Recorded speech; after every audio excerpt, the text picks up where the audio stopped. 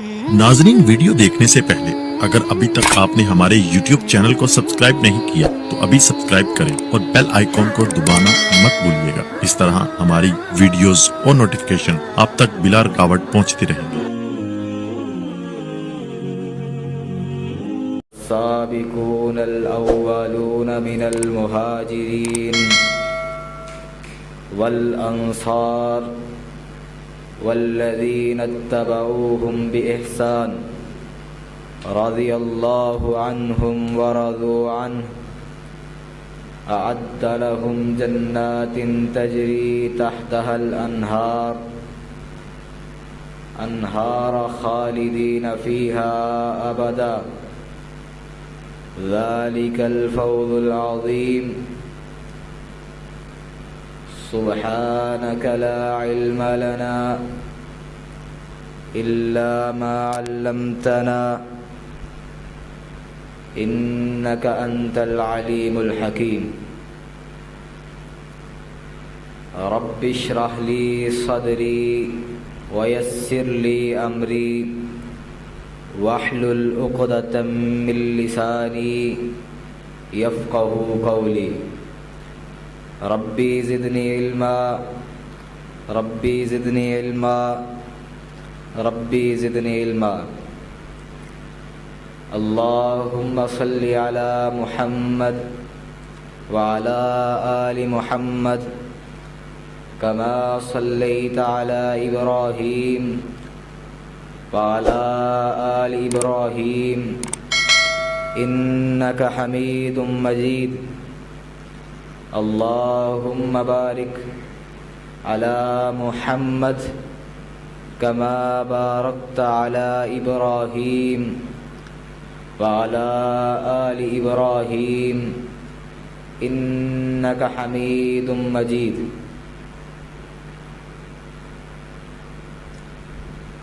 آج کی گفتگو میں صحابہ اکرام کے تعلق سے کچھ منہجی نکات بیان کیے جائیں گے۔ پہلا منہجی نکتہ، شرف صحابیت کیا ہے؟ اسے سمجھنے کے لیے صحابی کی تعریف کو سمجھیں۔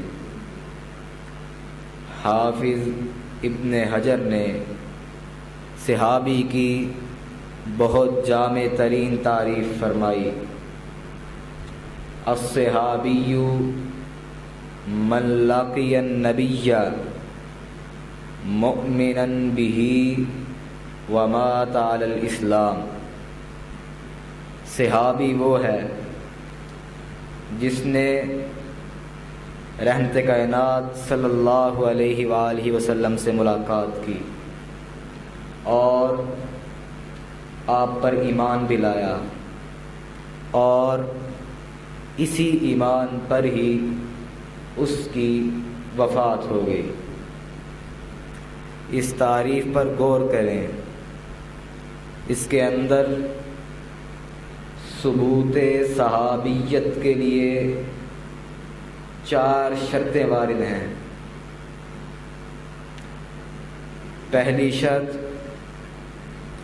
محمد الرسول اللہ صلی اللہ علیہ وسلم سے ملاقات ہو۔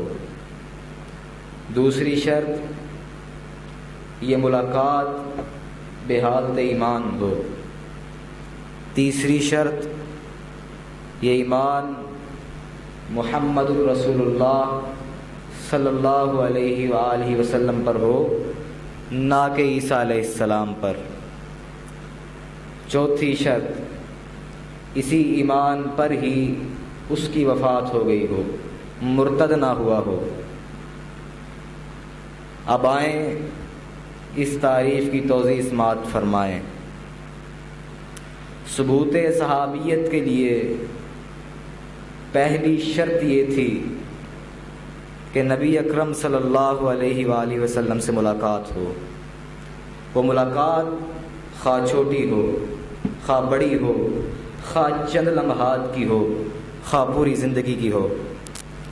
مسند احمد میں ہے، ایک شخص نجد سے رحمت کائنات صلی اللہ علیہ وسلم کے پاس آیا، کہنے لگا اخبرنی بعمل اذا عملتہ دخلت الجنہ، اے اللہ کے رسول مجھے ایسا عمل بتلائیں جو میرے لیے جنت میں داخلے کا سبب بن جائے، یعنی جس عمل کی وجہ سے میں جنت میں داخل ہو جاؤں۔ رحمت کائنات نے اسے ارکان اسلام کی تعلیم دی، 5 بنیادی ارکان، شہادتین کا اقرار، نماز، روزہ، حج اور زکوٰۃ۔ اس نے بات کو بہت ہی غور سے سنا اور سمجھا اور یہ عزم کر کے واپس پلٹا کہ ہو بہو یہی تعلیم جا کر اپنی قوم کو بھی دے گا۔ ابھی اپنی اونٹنی پر سوار ہو کر چلا ہی تھا کہ اچانک اس کی اونٹنی کا پاؤں چونٹیوں کے بل میں داخل ہو گیا، جس سے اس کی اونٹنی کا توازن بگڑ گیا اور گردن کے بل زمین پر گر گیا، جس سے اس کا منکا ٹوٹ گیا اور فوراً ہی منصب شہادت پر فائز ہو گیا۔ رحمت کائنات کو جب پتہ چلا، فرمایا اس کی میت کو میرے پاس لے آؤ۔ تمام صحابہ اکرام اس کی میت کو اٹھا کر رحمت کائنات کے پاس لے آئے۔ رحمت کائنات نے اپنا چہرہ مبارک اس کے منہ کے قریب کیا اور فرمایا انی رأیت ملکین یدسانی فی فیہ من ثمار الجنہ فعلمت انہما تجائعان، بے شک میں محمد نے 2 فرشتوں کو دیکھا ہے جو اس شخص کے منہ میں جنت کے پھل ٹھونس رہے تھے۔ بے شک یہ شخص بہت ہی لمبا سفر کر کے آیا تھا، تھکن سے چور تھا، بھوک بھی اس کی بہت ہی شدید تھی، شاید اسی وجہ سے اللہ کے فرشتے اس کی جنت کے پھلوں سے مہمان نوازی کر رہے ہیں۔ حضرات غور کریں، یہ چند لمحوں کی صحبت تھی جس کی وجہ سے اسے یہ مقام بلند ملا، اور پھر یہ مقام بلند ہی نہیں بلکہ امام کائنات نے اسے قبر میں خود اتارا، اور اتارتے ہوئے یہ کہہ رہے تھے عاملہ قلیل و اجرا کثیرا، اس نے عمل تو بہت ہی کم کیا ہے مگر اجر بہت ہی زیادہ پا گیا ہے۔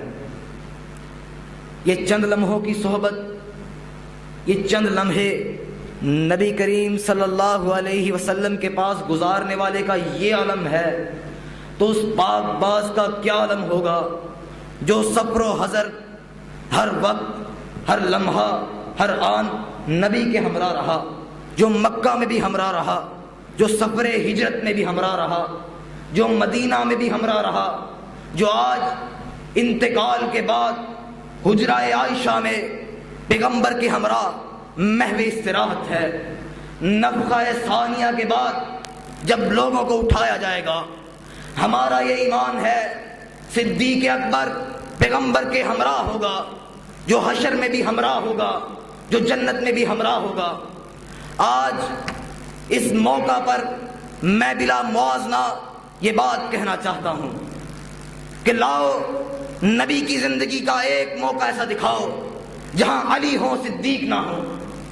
آؤ ہم ایسے بے شمار موقع دکھاتے ہیں جہاں صدیق تو ہیں، رحمت کائنات تو ہیں، لیکن علی نہیں ہے۔ المختصر میں یہ عرض کر رہا تھا کہ صحابی وہ ہے جس نے رحمت کائنات سے ملاقات کی ہو۔ یہ ملاقات خواہ چھوٹی ہو خواہ بڑی ہو، ثبوت صحابیت کے لیے دوسری شرط، یہ ملاقات بے حالت ایمان ہو۔ رحمت کائنات سے کافر بھی ملتے تھے، یہودی بھی ملتے تھے، عیسائی بھی ملتے تھے، منافقین بھی ملتے تھے، مشرکین بھی ملتے تھے، مگر وہ ایمان نہیں لائے، لہذا وہ صحابی نہیں ہو سکتے۔ ثبوت صحابیت کے لیے چوتھی شرط، اسی ایمان پر ہی اس کی وفات ہو گئی ہو، مرتد نہ ہوا ہو۔ حضرات، جو شخص ایمان تو لایا مگر بعد میں مرتد ہو گیا، وہ صحابی نہیں ہو سکتا۔ عبداللہ ابن خطل اسلام لایا مگر بعد میں مرتد ہو گیا، بلکہ رحمت کائنات کی ہجوم کرتا تھا، مذمت کرتا تھا۔ فتح مکہ کے موقع پر رحمت کائنات صلی اللہ علیہ وسلم نے سب لوگوں کو امان دے دی، مگر فرمایا عبداللہ ابن خطل کے جرائم نہایت ہی سنگین ہیں، اسے قتل کر دو، کیونکہ یہ اسلام لایا بعد میں مرتد ہو گیا۔ عبداللہ نے سوچا کہ میرے لیے جائے پناہ اللہ کا گھر ہے، خانہ کعبہ ہے، خانہ کعبہ میں داخل ہو گیا، اس کے غلاف کے ساتھ چمٹ گیا اور کہنے لگا یہاں مجھے کون مارے گا۔ صحابہ اکرام رضوان اللہ علیہم اجمعین رحمت کائنات کے پاس آئے، کہنے لگے یا رسول اللہ، عبداللہ متعلق باستار الکعبہ، عبداللہ خانہ کعبہ کے غلاف کے ساتھ چمٹے بیٹھا ہے، اب ہم کیا کریں؟ رحمت کائنات نے فرمایا اسے وہیں قتل کر دو، اس کے جرائم اس قدر سنگین ہیں جو قابل معافی نہیں ہیں، کیونکہ یہ اسلام لایا بعد میں مرتد ہو گیا۔ دوسرا منہجی نقطہ، صحابی کا مقام کیا ہے، صحابی کا مرتبہ کیا ہے؟ صحیح بخاری میں ہے، رحمت کائنات نے فرمایا ایک زمانہ آئے گا اہل اسلام کی ایک جماعت جہاد کے لیے نکلے گی، پوچھا جائے گا هل فیکم من صاحب رسول اللہ فیقولون نعم فیفتح لهم، کیا تم میں محمد کا کوئی صحابی موجود ہے؟ ایک شخص اٹھے گا اور کہے گا ہاں میں محمد کا صحابی ہوں۔ ایک صحابی کی برکت سے اللہ تعالیٰ پورے لشکر کو فتح یاب کر دے گا۔ یہ زمانہ بیت جائے گا، اہل اسلام کی ایک جماعت دوبارہ جہاد کے لیے نکلے گی، پوچھا جائے گا هل فیکم من صاحب اصحاب رسول اللہ فیقولون نعم فیفتح لهم، کیا تم میں کوئی ایسا شخص موجود ہے جو خود تو صحابی نہیں ہے مگر اس نے محمد کے کسی صحابی کو دیکھا ہے؟ ایک شخص اٹھے گا اور کہے گا ہاں میں نے محمد کے فلاں صحابی کو دیکھا ہے۔ ایک تابعی کی برکت سے اللہ تعالیٰ پورے لشکر کو فتح یاب کر دے گا۔ پھر یہ زمانہ بیت جائے گا، پھر دوبارہ اہل اسلام کی ایک جماعت جہاد کے لیے نکلے گی، پوچھا جائے گا هل ترون فیکم احدا رعا من رعا احدا رعا اصحاب النبی، کیا تم میں ایسا شخص موجود ہے جس نے ایسے شخص کو دیکھا ہے جس نے محمد کے کسی صحابی کو دیکھا ہے؟ ایک تبع تابعی اٹھے گا اور کہے گا میں نے ایسے شخص کو دیکھا ہے جس نے محمد کے کسی صحابی کو دیکھا ہے۔ ایک تبع تابعی کی وجہ سے اللہ تعالیٰ پورے لشکر کو فتح یاب کر دے گا۔ حضرات، پتہ چلا تبع تابعی کا وجود امت کے لیے باعث رحمت ہے، تابعی کا وجود امت کے لیے باعث رحمت ہے، صحابی کا وجود امت کے لیے باعث رحمت ہے۔ تبع تابعی کا وجود امت کے لیے باعث رحمت ہوا تابعی کی وجہ سے، تابعی کا وجود امت کے لیے باعث رحمت ہوا صحابی کی وجہ سے، صحابی کا وجود امت کے لیے باعث رحمت ہوا محمد الرسول اللہ صلی اللہ علیہ وسلم کی وجہ سے۔ تو حضرات پھر مجھے کہنے دیجئے، ابو بکر کا وجود امت کے لیے باعث رحمت ہے، عمر کا وجود امت کے لیے باعث رحمت ہے، عثمان کا وجود امت کے لیے باعث رحمت ہے، علی کا وجود امت کے لیے باعث رحمت ہے، عبد الرحمن بن عوف کا وجود امت کے لیے باعث رحمت ہے، زبیر بن عوام کا وجود امت کے لیے باعث رحمت ہے، طلحہ بن عبید اللہ کا وجود امت کے لیے باعث رحمت ہے، امین هذه الامہ ابو عبیدہ بن جراح کا وجود امت کے لیے باعث رحمت ہے، سعد بن ابی وقاص کا وجود امت کے لیے باعث رحمت ہے، خال المؤمنین امیر معاویہ کا وجود امت کے لیے باعث رحمت ہے، ابو سفیان بن حرب کا وجود امت کے لیے باعث رحمت ہے، سعید بن زید کا وجود امت کے لیے باعث رحمت ہے، تمام اہل احد کا وجود امت کے لیے باعث رحمت ہے، تمام اہل بدر کا وجود امت کے لیے باعث رحمت ہے، تمام اہل احزاب و خندق کا وجود امت کے لیے باعث رحمت ہے، تمام اہل تبوک کا وجود امت کے لیے باعث رحمت ہے، حتیٰ کہ روئے زمین پر ہر صحابی کا وجود امت کے لیے باعث رحمت ہے۔ صحابی کا مقام کیا ہے؟ تم کیا جانو صحابی کا مقام کیا ہے؟ صحیح بخاری میں ایک حدیث ہے، رحمت کائنات نے فرمایا لا تسبوا اصحابی فوالذی نفسی بیدہ فلو ان احدکم انفق مثل احد ذهبا ما بلغ مد احدهم ولا نصیفہ۔ میرے کسی صحابی کو برا مت کہو، میرے کسی صحابی کو برا مت کہو۔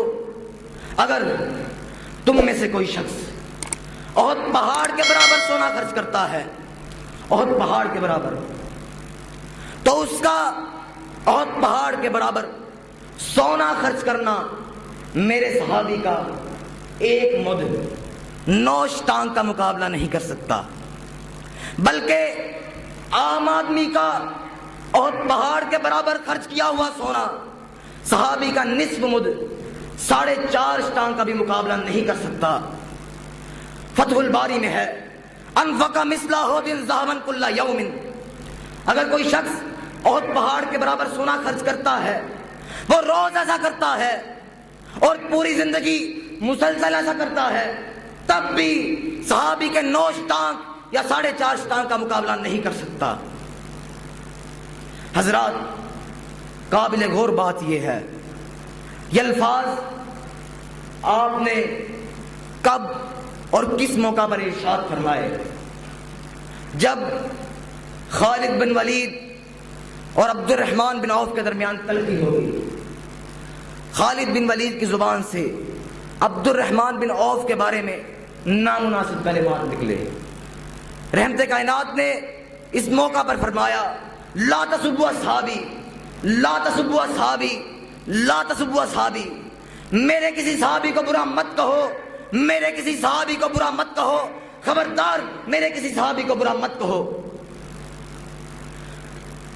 اب یہاں پر غور کریں، خالد بن ولید سیف من سیوف اللہ، اللہ کی تلواروں میں سے ایک تلوار ہے، لیکن مقام اور مرتبہ کے لحاظ سے عبد الرحمن بن عوف سے کم ہے۔ اگر خالد بن ولید اپنے سے مقام و مرتبے میں بڑے صحابی عبد الرحمن بن عوف کے بارے میں نامناسب جملے، نامناسب کلمات نکالیں تو رحمت کائنات گوارا نہیں کر رہے۔ اگر کوئی غیر صحابی کے بارے میں زبانیں تان دراز کرے، بھونکے، تو یہ کیسے روا ہو سکتا ہے؟ ابو زرار رازی فرماتے ہیں اذا رأيت الرجل ينتقص من اصحاب النبی فاعلم انه زندیق، جب تم کسی شخص کو دیکھو، جب تم کسی شخص کو دیکھو کہ وہ نبی کے اصحاب کی تنقید کر رہا ہے، ان پر تان کر رہا ہے، ان پر بھونک رہا ہے، ان کو گالیاں دے رہا ہے، بس جان لو وہ شخص زندیق ہے۔ زندیق کا معنی کیا ہے؟ جو بظاہر تو اسلام کا لبادہ اوڑے ہوئے ہے مگر اندر سے بے ایمان ہے، مرتد ہے۔ صحابہ پر تان کرنے والا، بھونکنے والا، ان کی تنقید کرنے والا زندیق کیوں؟ کیونکہ ان رسول اللہ حق، ان قرآن حق، کیونکہ رسول اللہ کی رسالت برحق ہے، قرآن برحق ہے۔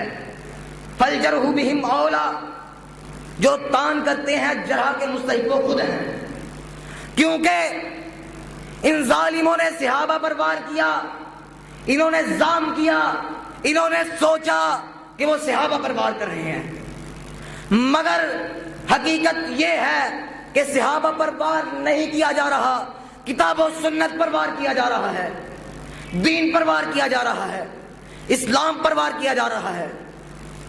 اور جو شخص اسلام پر وار کرتا ہے واقعتاً وہ عاصی ہے، واقعتاً وہ باغی ہے، واقعتاً وہ زندیق ہے، واقعتاً وہ بے ایمان ہے۔ محدث اٹھا کہنے لگا لکنوا موتاکم لا الہ الا اللہ، مرنے والے کو یعنی محدث ابو زرع کو لا الہ الا اللہ کی تلقین کر دو۔ انہوں نے تلقین کا نہایت ہی علمی انداز اپنایا۔ ایک محدث اٹھا کہنے لگا حدثنا ابو عاصم قال حدثنا عبد الحمید عن صالح۔ دوسرا محدث اٹھا کہنے لگا حدثنا بندار قال حدثنا ابو عاصم عن عبد الحمید عن صالح۔ ابو زرع رازی مرض الموت میں تھا، سند حدیث سن کر تڑپ اٹھا، کہنے لگا حدثنا ابو عاصم قال حدثنا عبد الحمید عن صالح عن کثیر بن مرہ عن معاذ بن جبل قال قال رسول اللہ صلی اللہ علیہ وسلم من کان آخر کلامہ لا الہ الا اللہ دخل الجنہ، جس کا آخری کلام لا الہ الا اللہ ہوگا وہ جنت میں داخل ہو جائے گا۔ یہ الفاظ اس کی زبان پر تھے، اس کی روح پرواز کر گئی، اس کی روح پرواز کر گئی۔ من کان آخر کلامہ لا الہ الا اللہ، لا الہ الا اللہ کے الفاظ۔ وہ محدث تھا جو مرض الموت میں بھی سند پڑھتا پڑھتا، حدیث پڑھتا پڑھتا اللہ کو پیارا ہو گیا، وہ محدث ابو زرع۔ ان کا تقابل آج کل کے چھوٹے موٹے مفتیوں سے نہ کرو، بہت بڑے محدث تھے، انہوں نے زندیق کا فتویٰ ایسے ہی لگایا۔ صحابی کا مقام کیا ہے؟ امام احمد بن حنبل فرماتے ہیں ہمارا صحابہ کے ساتھ تعلق چار طرح سے ہونا چاہیے، ہمارا صحابہ کے ساتھ تعلق چار طرح سے ہونا چاہیے۔ جو اہل السنہ والجماع یعنی اہل الحدیث کا عقیدہ ہے، پہلی بات حبہم سنہ، ان سے محبت کرنا سنت ہے۔ صحیح بخاری میں ہے آیت الایمان حب الانصار وآیت النفاق بغض الانصار، انصار سے محبت کرنا ایمان کی نشانی ہے، انصار سے بغض رکھنا نفاق کی نشانی ہے، منافقت کی نشانی ہے۔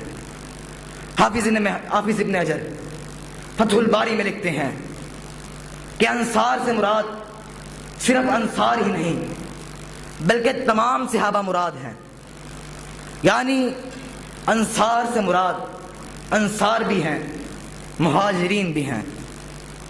دوسری بات الدعاء لہم قربا، ان کے لیے دعا کرنا قربت کا ذریعہ ہے۔ رضی اللہ تعالیٰ عنہم یہ ایک دعا ہے، صلی اللہ علیہ وسلم یہ ایک دعا ہے۔ یہاں پر میں ایک غلطی کی تصحیح کرنا چاہتا ہوں۔ بعض لوگ صحابہ اکرام کے نام کے اوپر چھوٹا سا را اور زوار لکھ دیتے ہیں، بعض لوگ نبی کریم صلی اللہ علیہ وآلہ وسلم کے نام کے اوپر چھوٹا سا سواد لکھ دیتے ہیں۔ یہ طریقہ درست نہیں، دعا دینی ہے تو پوری دینی چاہیے۔ رضی اللہ عنہم صلی اللہ علیہ وسلم۔ تیسری بات الاقتداء بہم وسیلہ، صحابہ کے منہج کی پیروی جنت کے حصول کا ذریعہ ہے۔ السابقون الاولون من المہاجرین والانصار والذین اتبعوہم باحسان رضی اللہ عنہم ورضوا عنہ اعد لہم جنات تجری تحت الانہار خالدین فیہا ابدا ذلک الفوز العظیم۔ اس آیت پر غور کریں، اس میں 3 گروہوں کا ذکر ہے. پہلا گروہ السابقون الاولون من المہاجرین، مہاجرین صحابہ کرام میں سے سبقت لے جانے والے. اس کی تعیین میں اختلاف ہے. بعض نے کہا اس سے وہ صحابہ مراد ہیں جنہوں نے مکہ میں اپنی جائیدادیں چھوڑی، مال و ملال چھوڑا، گھر بار چھوڑے، اولادیں چھوڑی.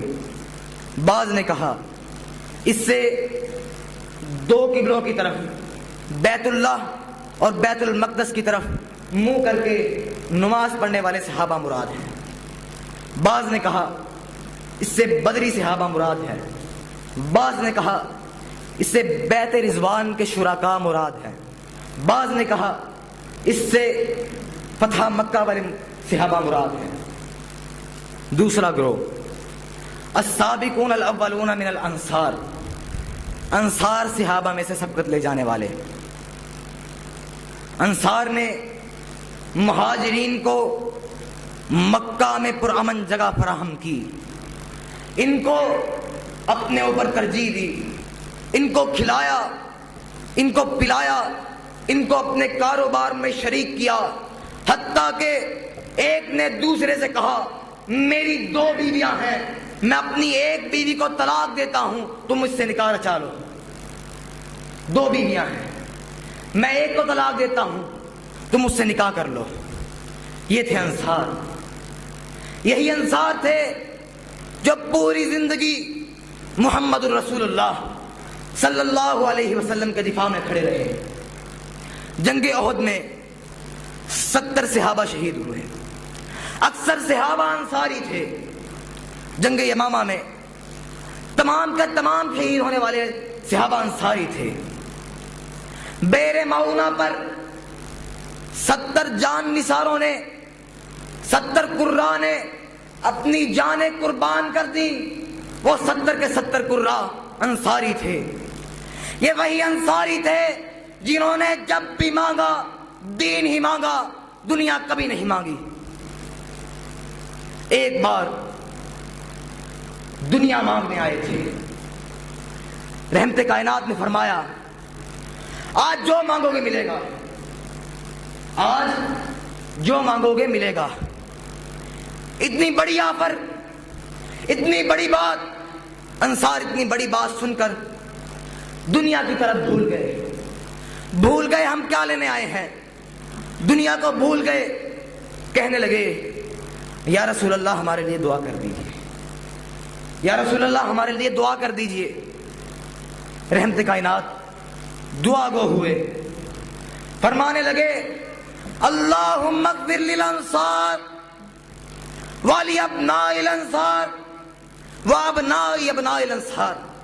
اے اللہ میں محمد تجھ سے دعا گو ہوں، انصار کو بخش دے، انصار کے بیٹوں کو بھی بخش دے، انصار کے بیٹوں کو بھی بخش دے. ایک انصاری اٹھا، کہنے لگا اے اللہ کے رسول والی موالینا، ہمارے غلام، اے اللہ کے رسول ہمارے غلام. رحمت کائنات فرمانے لگے والی موالی الانصار، اے اللہ میں محمد تجھ سے دعا ہوں انصار کے غلاموں کو بھی بخش دے. یہ تھے انصار. ابن عباس رضی اللہ تعالیٰ عنہ ایک موقع پر لوگوں سے پوچھتے ہیں آج کیا دن ہے؟ لوگوں نے کہا یوم الخمیس، آج جمعرات کا دن ہے. ثم بکا حتی خاضب دمہ الصبا، رو پڑے، اتنا روئے کہ سامنے پڑی ہوئی کنکریاں آنکھوں سے تر ہو گئی. فرمانے لگے وما یوم الخمیس، تمہیں کیا پتا جمعرات کا دن کیا ہے؟ تمہیں کیا پتا جمعرات کا دن کیا ہے؟ اشتد برسول اللہ وجعہ، اس دن رسول اللہ کی تکلیف بہت بڑھ گئی تھی. اس دن میں نے آپ صلی اللہ علیہ وسلم کو آخری مرتبہ منبر پر بیٹھے دیکھا. آخری مرتبہ آپ نے اپنے سر پر سرخ رنگ کی پٹی باندھ رکھی تھی اور کہہ رہے تھے اوصیکم بالانصار فانہم قریشی وعیباتی وقد کذبوا الذی علیہم وبقی الذی لہم. میں محمد آج کے دن بڑی ہی مشکل سے منبر پر آیا ہے، صرف ایک بات کے لیے، صرف ایک وصیت کرنے کے لیے، اوصیکم بالانصار، کہ انصار کا خیال رکھنا. یہ میرے وفادار دوست ہیں، یہ میرے وفادار دوست ہیں، یہ میرے دل کے دوست ہیں. انہوں نے اپنے وفا کے تقاضے پورے کر دیے، انہوں نے اپنے وفا کے تقاضے پورے کر دیے. تم ان سے وفا کرنا. انہوں نے اپنے فرائض سر انجام دے دیے، تم ان کے فرائض پورے کرنا. حتیٰ کہ ایک موقع پر حد ہی کر دی، فرمایا الانصار شعار والناس دثار. انصار میرے اندر والا کپڑا، میری بنیاد کی مانند ہے، جبکہ باقی صحابہ باقی مہاجرین میرے اوپر والے کپڑے میرے قمیص کی مانند ہیں. یعنی انصار کو اپنی بنیاد کہا، مہاجرین باقی صحابہ کو اپنا قمیص کہا. حضرات یہ وہ انصار تھے. المختصر میں بات کر رہا تھا الاقتداء بہم وسیلہ، صحابہ کے منہج کی پیروی جنت کے حصول کا ذریعہ ہے.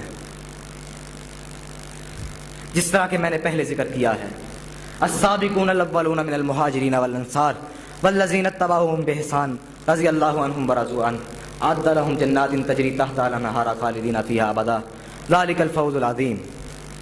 رحمت کائنات کی حدیث ہے، ترکت فیکم امرین لن تضلوا ما تمسکتم بہما کتاب اللہ و سنت رسول.